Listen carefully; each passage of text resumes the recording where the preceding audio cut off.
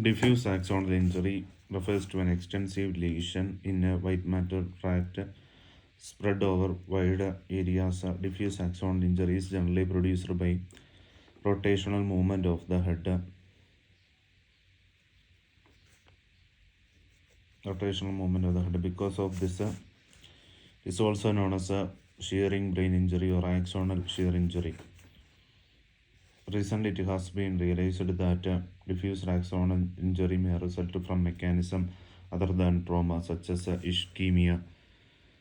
Most common non-traumatic cause hypoglycemia, traumatic diffuse axonal injury, or traumatic axonal injury are used when diffuse axonal injury occurs due to trauma mechanism. Earlier mechanical theory hallmark of diffuse axonal theory is axonal damage. Earlier, it was thought that the main cause of axonal damage was tearing due to mechanical forces during the trauma because of different tissues consistency within brain layers and relative fixation of a certain part of the brain to the rigid skull. The deep and superficial cause of different tissue consistencies with the brain layers and relative fixation of certain part of the brain to rigid skull, the deep and superficial portion may not move at the same rate. This results in a shear strain that manifests as an axonal injury and a rupture. Since different tissue consistencies and different tissues consistency and different degree of fixation of the brain are responsible for diffuse axonal injury. The lesions are predominantly found in some special locations as white matter junctions and the corpus callosum because it is rigidly attached to the falx. This is the picture. According to the earlier mechanical theory, deep and superficial layers of the brain move differently during trauma, causing rupture of axons. Then this also. In diffuse axonal injury, the injury is greatest when tissues consistencies are different. Example, white gray matter junction or where brain is rigidly attached. Example is corpus callosum. According to earlier mechanical theory, axons are severely injured. They retract and swollen retraction balls are formed at a severed end. There is also beads of the string appearance along axonal length. According to the modern biochemical theory, only axolemma is disrupted, setting in a train a biochemical series of action which ultimately results in axonal damage.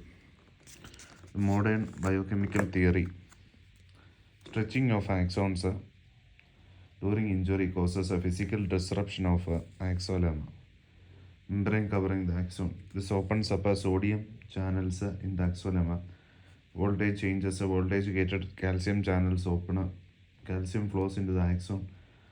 Intracellular presence of calcium activates the phospholipases and proteolytic enzymes and damages the mitochondria and cytoskeleton. Separation of axons.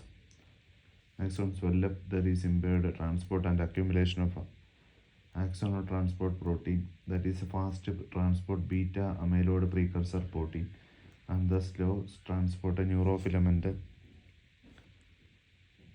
protein with axonal swellings, neuronal death. Next is clinical features.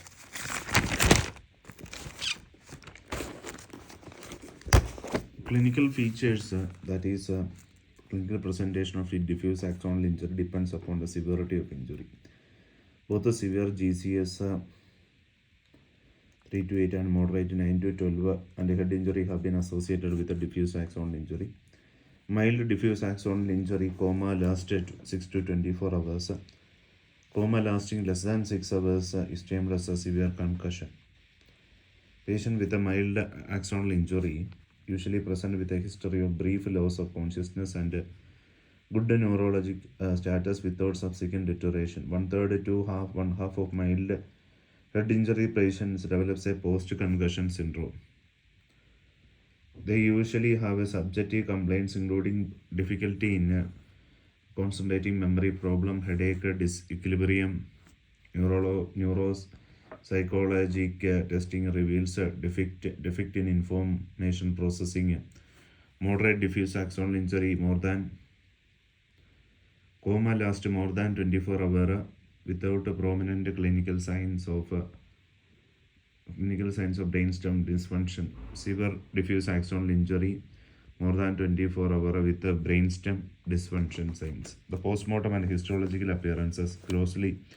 There are no postmortem findings. In some cases, there may be some petechial hemorrhages through white matter, breakage of axons at the time of brain trauma, that is primary axotomy rarely occurs. More commonly, breakage occurs in the course of hours to days after injury, even several months later. Secondary axotomy.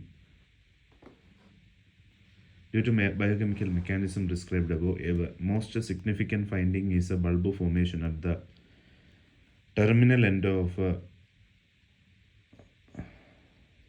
severed axon, that is terminal clubbing or retraction bolts.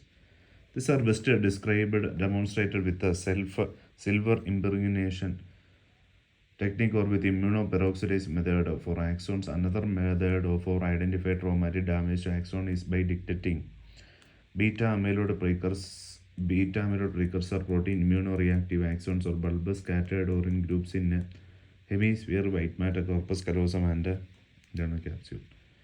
In severe or diffuse axonal injury, axonal pathology is accompanied by tear in the white matter and intraparenchymal hemorrhages.